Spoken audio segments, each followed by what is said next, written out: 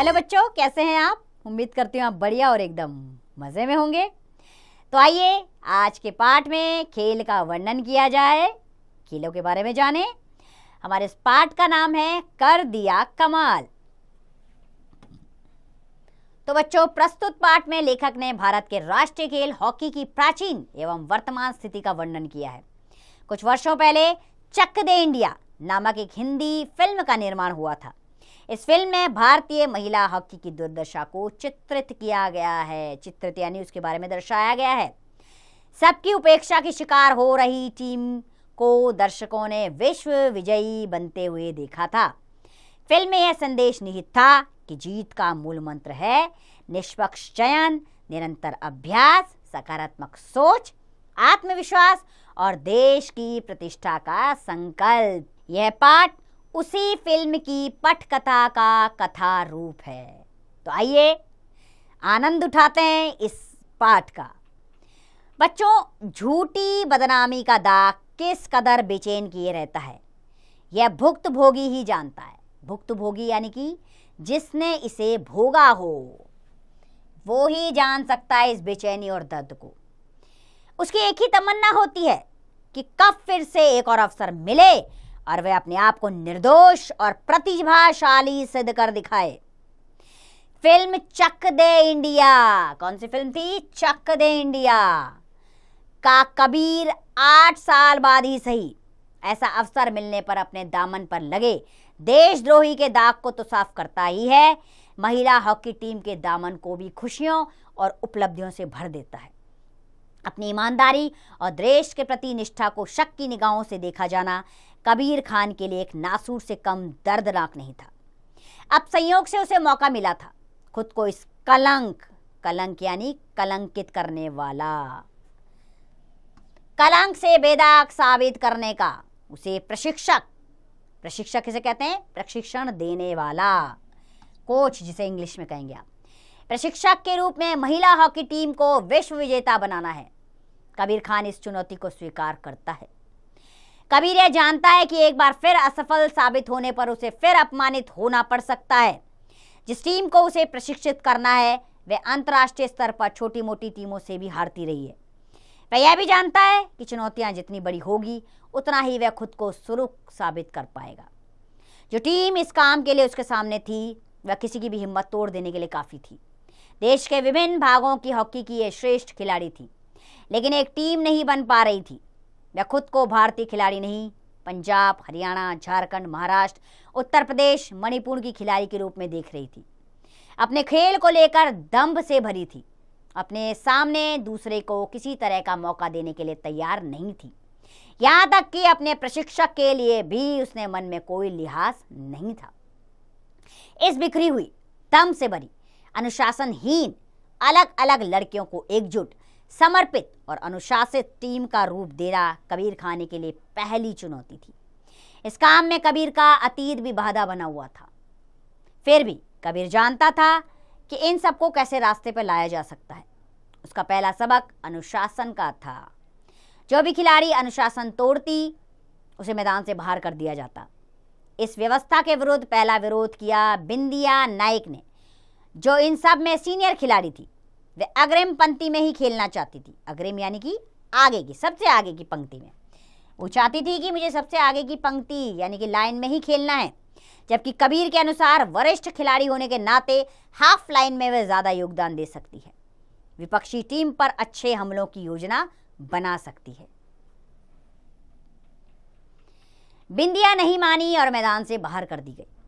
बिंदिया के बाहर हरदम गुस्से से भरी रहने वाली कोमल चौटाला को भी अपने विद्रोह का यही परिणाम भुगतना पड़ा।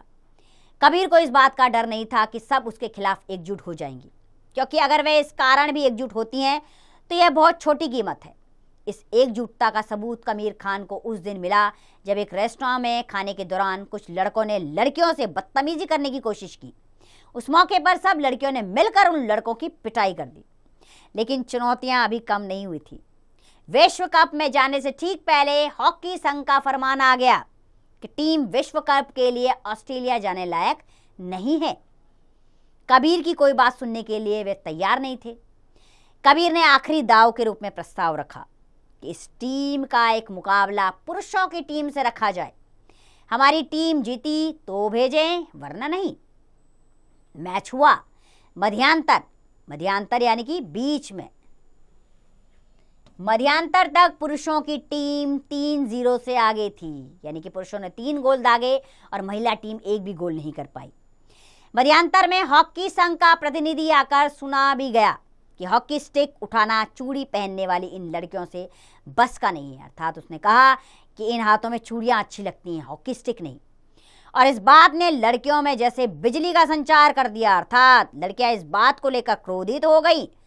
2 गोल एक के बाद एक कर दिए। आखिरी नतीजा हालांकि 3-2 से पराजय का रहा, लेकिन दर्शक और पुरुष हॉकी टीम के सदस्य भी उनके जुझारूपन के कायल हो गए और विश्व कप में जाने की अनुमति मिल गई। पहला ही मैच ऑस्ट्रेलिया के खिलाफ था और 7-0 से पराजय। मान लिया गया कि यह टीम कोई मैच जीतने लायक नहीं है। कबीर देख रहा था कि टीम के सबसे सीनियर खिलाड़ी बिंदिया नायक का मन खेल में नहीं है।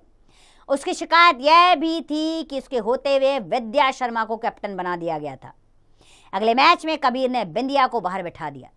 मीडिया में मजाक बनाए जाने से टीम आवेश में थी और इंग्लैंड जैसी टीम को 1-0 से पराजित कर उसने अपने भीतर के गुस्से को प्रकट कर दिया। टीम जीतने लगी थी। सेमीफाइनल में साउथ कोरिया से मुकाबला था। टीम 1-1 मार्किंग के साथ खेल रही थी। किसी भी खिलाड़ी को आगे बढ़ने का मौका नहीं मिल रहा था। ऐसे में कबीर ने बिंदिया के पास जाने में कोई संकोच नहीं किया और उससे कहा कि आज टीम को तुम्हारी जरूरत है। कोरिया की इस मार्किंग को सिर्फ तुम ही तोड़ सकती हो। बिंदिया ने इस विश्वास का मान रखा और मैदान में आते ही कोरिया की रणनीति को बिखेर दिया।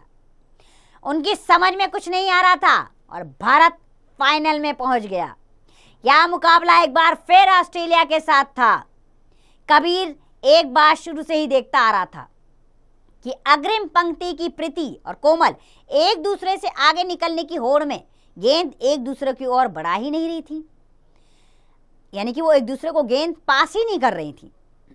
अब तक तो काम चल गया, लेकिन ऑस्ट्रेलिया के खिलाफ नहीं चल सकता था। कबीर ने मैच की पूर्व संध्या यानी कि शाम के समय, पूर्व संध्या यानी कि शाम के समय पर उनसे बात की, लेकिन अगले दिन के मैच में उस बात का असर नहीं दिख रहा था। भारत की टीम 2-1 से पीछे थी और मैच के आखिरी क्षण थे। कोमल गेंद को लेकर आगे बढ़ी। वह ऑस्ट्रेलियाई खिलाड़ियों से घिरी थी।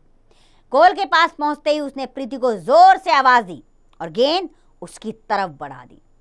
प्रीति के सामने खाली गोल था और उसने गेंद गोल में सरका दी। मैच बराबरी पर आ गया था और अब फैसला पेनल्टी स्ट्रोक पर होना था। भारत के पहले 2 स्ट्रोक बाहर निकल गए, जबकि भारतीय गोल रक्षक और कप्तान विद्या ऑस्ट्रेलिया के स्ट्रोक को रोक नहीं पाई थी। भारत 2 गोल के अंतर से पिछड़ रहा था और अब करो या मरो की स्थिति थी। तीसरी हिट बिंदिया को लेनी थी और गेंद गोल में थी। उधर ऑस्ट्रेलिया की हिट को विद्या ने बचा लिया था। चौथी हिट भी भारतीय टीम गोल में बदलने में कामयाब रही और ऑस्ट्रेलिया असफल रहा। आखिरी हिट लेने का अपना मौका प्रीति ने कोमल को दे दिया था और गोल। भारत को बढ़त मिल गई थी और अब सारा दारोमदार विद्या पर आ गया था। कबीर को अपने आखिरी मैच के ऐसे ही क्षण याद आ रहे थे। विद्या जैसे एकाग्रता की प्रतिमूर्ति थी। कबीर ऑस्ट्रेलिया की स्ट्राइक के पैरों की ओर देख रहा था। वो जान गया था कि वह गेंद सीधी फेंकेगी।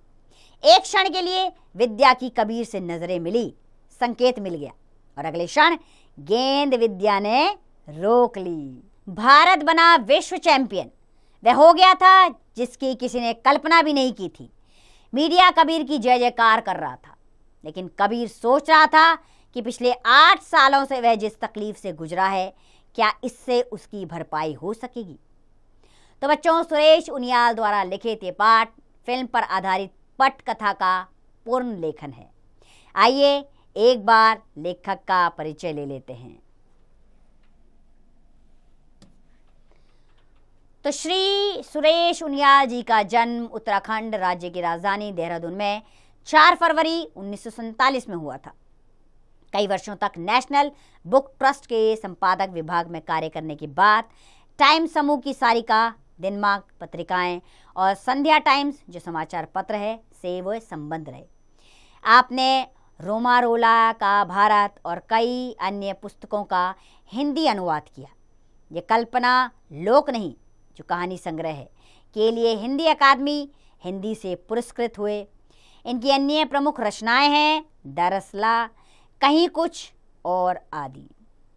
तो ये थे श्री सुरेश उनियाल जी, जिनके द्वारा लिखित पाठ आपने पढ़ा, जिसमें आपने महिला हॉकी टीम के विषय में जाना, जो एक फिल्म के पर आधारित है, जो फिल्म है चक दे इंडिया। ये फिल्म आपने देखी होगी, नहीं देखी है तो इसे ज़रूर देखिए। क्या उत्साह और जोश के साथ इसमें महिला के हॉकी टीम जो है वो मैदान में उतरती है और अंत में सफल होती है। तो ज़रूर देखिएगा इस फिल्म को। अब इस पाठ का अभ्यास कार्य आप स्वयं कीजिए।